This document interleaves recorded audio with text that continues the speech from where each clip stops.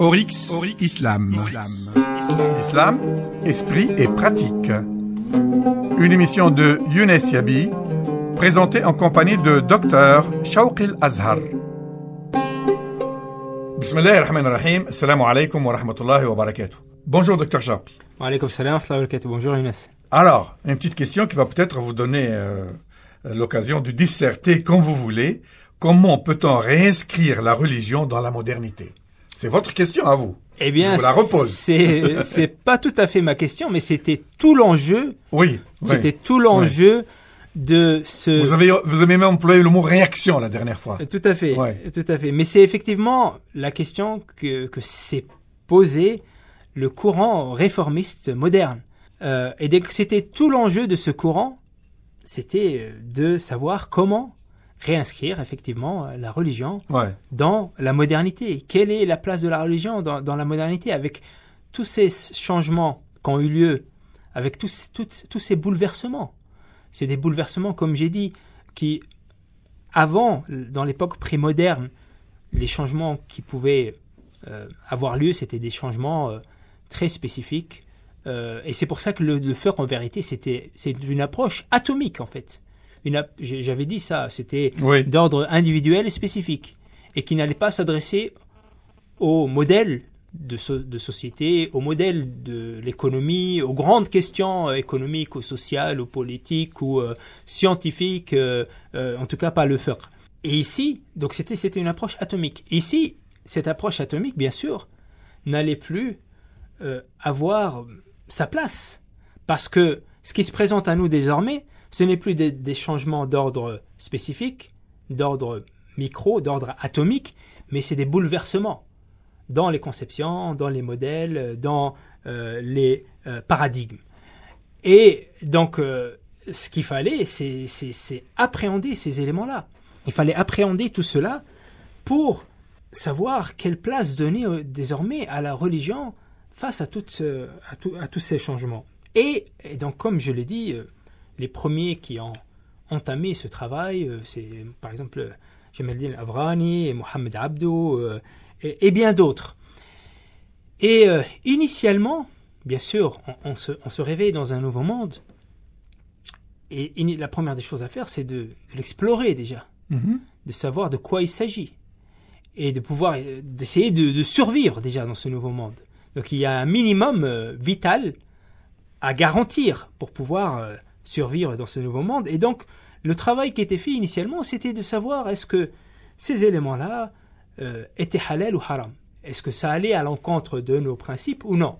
Donc, ce qui était halal, il n'y a pas de souci, on le fait. Ce qui était haram, ok, on le fait pas. On le fait pas, on va s'éloigner. Ce qui était une approche naturelle, parce que voilà, on ne peut pas faire plus que ça, parce que déjà, essayons déjà de comprendre le monde dans lequel... Un peu même évidente, quoi. Voilà. Bon. Et petit à petit, l'approche qui allait être adoptée, c'est une approche où on va être convaincu que ce nouveau monde dans lequel on se trouve, c'est un monde efficace. C'est un monde qui montre ses preuves, qui est efficace, qui assure le progrès, qui assure le bien-être humain, le confort humain, etc., la paix, etc. Donc on va être initialement convaincu de ça, avec Avrani et Abdo et Ahmed Khan en Inde, le Kawakibi, Khayreddin Tounisi, etc. Et donc, ce qu'il faut faire, initialement, donc selon le plan initial, c'est de suivre l'Occident, bien sûr en évitant ce qui serait haram. Mais globalement, c'est suivre ce progrès-là. Prendre tout ce qui est illicite, voilà. tout ce qu'on peut faire sans risquer de tomber dans le haram, dans l'illicite. Donc on va emprunter de l'Occident, ce qui va nous permettre à nous aussi de pouvoir s'inscrire dans la modernité, d'avancer, sans que ça rentre en contradiction avec nos principes. Et donc c'est une démarche qui allait être suivie. Et d'ailleurs, très concrètement, on voit que par exemple Ahmed Khan, il va en Inde il va encourager l'enseignement et la traduction de tout ce qui vient de l'Occident. Tout allait être traduit, ça allait être enseigné, on allait établir effectivement un enseignement. C'est-à-dire on traduit tout et après voilà. On prend ce qui convient, quoi. Voilà, tout à fait. Et pour faire cela, pour emprunter, ici donc, ça fait un moment qu'on parle plus de finalité, mais en vérité, la discipline des finalités a tout son sens. Donc, en expliquant tout cela, on va comprendre où s'inscrit la discipline des finalités. C'est à partir de ce moment-là que Shatibi va être redécouvert. Pourquoi ? Parce qu'on a besoin d'un dispositif méthodologique pour pouvoir être en phase avec la nouvelle réalité, pour pouvoir emprunter de l'Occident. Et cette approche classique qu'on a arrêté de faire du halal et du haram, cette approche atomique ne suffisait pas. Il fallait une approche beaucoup plus large. Donc, une des première critique, et une des critiques d'ailleurs essentielles qui a été adressée au patrimoine musulman, c'est la critique de la fragmentation. On a dit que c'est un patrimoine qui est fragmenté, qui appréhende les questions de manière isolée, sans les appréhender dans leur cadre général, de manière fragmentée. Et donc la question de la fragmentation allait être une question qui allait diriger les efforts des réformistes jusqu'au jour d'aujourd'hui, en vérité. Jusqu'au jour d'aujourd'hui, la question de la fragmentation, elle est encore d'actualité. Et pour pouvoir aborder et remédier à cette question de la fragmentation, il faut une approche beaucoup plus vaste, beaucoup plus large. Et ici, les finalités, c'est la clé. C'est la clé. Et Shatibi, il ressuscite. Il est déterré, en fait. Et Mohamed Abdo, mort en 1905, quand il part visiter la Tunisie, c'est là qu'il découvre Shatibi. Mohamed Abdo, donc, est un des grands réformistes égyptiens. Il va visiter Mohamed Tahir ibn Ashur. Et c'est là qu'on va lui indiquer qu'il y a un livre, qui c'est le livre de Shatibi, et qui va être imprimé en Tunisie. Et il va retourner en Égypte, et il va conseiller à tous ses étudiants de s'occuper de ce livre, de le republier, de le commenter. D'ailleurs, on va voir que je vais prendre 3 étudiants de Mohamed Abdo. Abdullah Draz, Mohamed al-Khudri Bek, Mohamed Rashid Rida. Et on va voir que tous les 3, ils vont prêter une attention particulière à Shatibi. Comme on le rappelle, Shatibi est le premier à avoir théorisé les finalités de l'islam en tant que méthodologie. À Cordoba, à Grenade. Donc, à Grenade, oui. Mohamed Khudri Bek, donc qui est un élève de Mohamed Abdo, il va écrire un livre de Usul qui va être inspiré, un livre de méthodologie donc qui va être inspiré de Shatibi.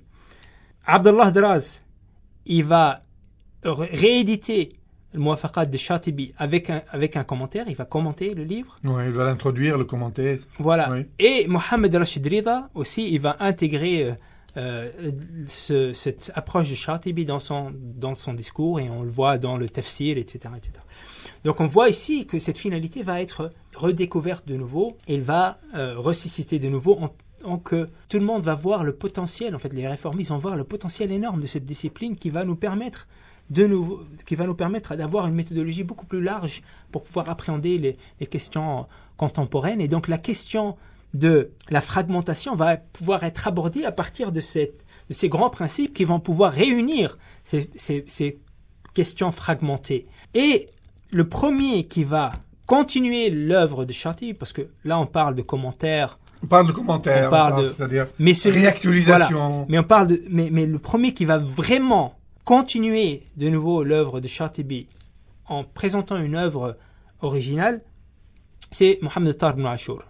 Mohamed Tahir ibn Ashur qui a donc écrit son livre donc sur Tahrir wa Tanwir, et son livre sur les finalités Maqasid Sharia al-Islamiyya. Voilà. Tahrir wa Tanwir, c'est 24 volumes. Hein. Oui, donc c'est bien sûr c'est dans son tafsir, donc c'est bien sûr basé sur les finalités aussi. Mais il va continuer la réflexion dans la discipline.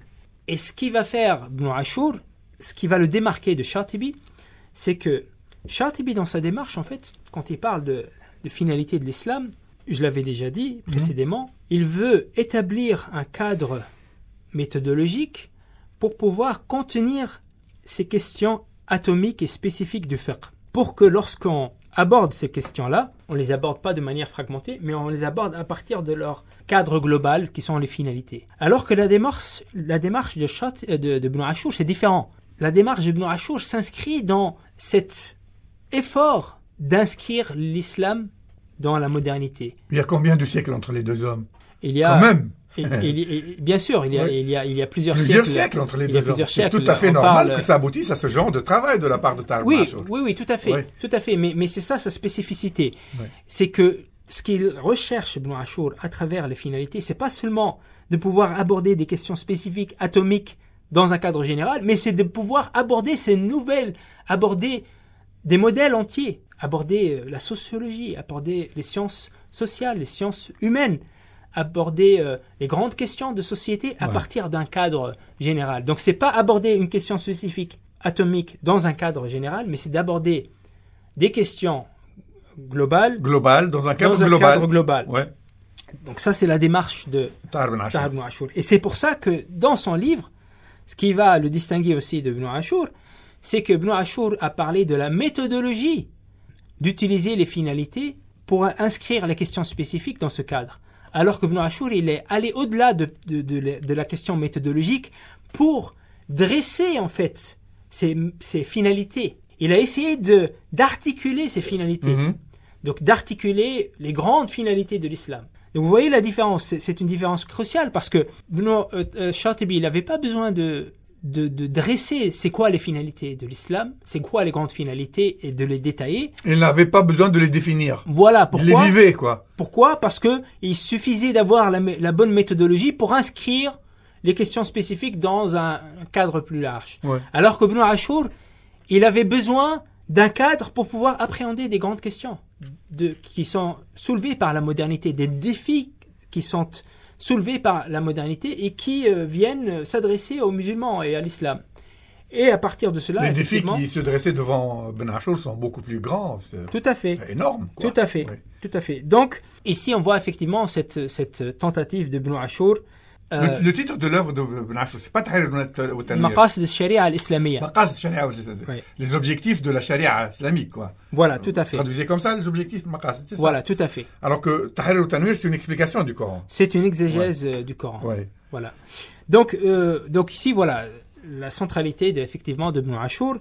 Et aujourd'hui, la question des finalités, elle est encore une question qui est vraiment d'actualité, parce que depuis Ibn Ashur jusqu'au jour d'aujourd'hui, on n'a pas réussi à changer notre approche des textes pour qu'elle soit une approche beaucoup plus globale. Et aujourd'hui, en vérité, l'approche encore dominante, c'est l'approche atomique, c'est l'approche spécifique. Parce que quand on voit les conseils de fiqh, par exemple, aujourd'hui, c'est encore cette approche-là du halal et du haram à partir d'un prisme assez spécifique. C'est des fois très sophistiqué, techniquement. Ouais. C'est très sophistiqué. Mais souvent, on ne pose pas la question du cadre général. Donc, on n'essaye pas d'inscrire les questions sur lesquelles on statue dans leur cadre à eux. Donc, on n'essaye pas de savoir dans quel cadre elles s'inscrivent, cette question-là. Et on n'essaye pas de les inscrire dans un cadre qui nous serait propre à nous. Mais on les aborde de manière assez fragmentée et de manière assez spécifique. Donc, on va étudier une transaction financière ou une opération chirurgicale sans poser la question du cadre général, sans poser la question des grandes finalités, sans poser la question du cadre idéologique déjà dans lequel cela s'inscrit, etc. Donc il y a, pour cela, il y a aujourd'hui encore une génération de réformistes qui disent qu'il y a encore du travail à faire. Certainement. Voilà, il y a encore du travail à faire et donc il y a plusieurs pistes qui sont explorées aujourd'hui. Il y a par exemple une démarche qui est la plus avant-gardiste aujourd'hui dans le réformisme islamique, c'est la démarche de takamul al-ma'rifi, la complémentarité scientifique des savoirs. Ou du savoir. Voilà. Ou des savoirs au pluriel. Voilà, des savoirs parce que l'objet ici, l'idée ici, c'est d'essayer de créer une complémentarité entre les sciences classiques et les sciences modernes. Parce que la question, elle est encore en suspens. On n'a pas réussi à faire dialoguer les deux toujours. Et on n'a pas réussi à dégager une approche éthique pour aborder des questions d'ordre social, d'ordre économique, etc., etc. Et donc initialement, elle a commencé, elle s'appelait différemment. Avant, elle s'appelait Islamiyat al-Ma'rifa, l'islamisation du savoir. Parce que l'idée initiale, c'était que nous aussi, on a besoin des sciences sociales, psychologie, sciences humaines, économie, etc., islamique. On a besoin de à partir de la religion musulmane, à partir du texte islamique. C'est ça l'idée initiale. Oui, initiale. Après, ça a évolué et aujourd'hui, ça s'appelle complémentarité. Parce que maintenant, il ne s'agit plus d'islamiser les disciplines des sciences modernes, mais il s'agit d'essayer de créer une complémentarité entre les disciplines classiques et les disciplines modernes. Donc, la question aujourd'hui de la réforme de la pensée musulmane, c'est encore une question qui est en pleine effervescence. La question des finalités, en vérité, elle est aussi encore d'actualité parce que encore aujourd'hui, on n'a pas réussi à partir des finalités à créer un paradigme nouveau pour l'ijtihad. Et donc, voilà, il y a plusieurs questions qui restent en suspens. Et peut-être qu'on aura l'occasion d'y revenir durant ces émissions. Oui, certainement. Merci, docteur Chawri. Donc, la complémentarité, ce sera le sujet de notre émission. Ce sera la première émission du mois de décembre 2019. Merci beaucoup. On se retrouve vendredi prochain, Inch'Allah. Sans faute, même lieu, même heure. Restez sur Oryx FM. Au revoir. Oryx Islam.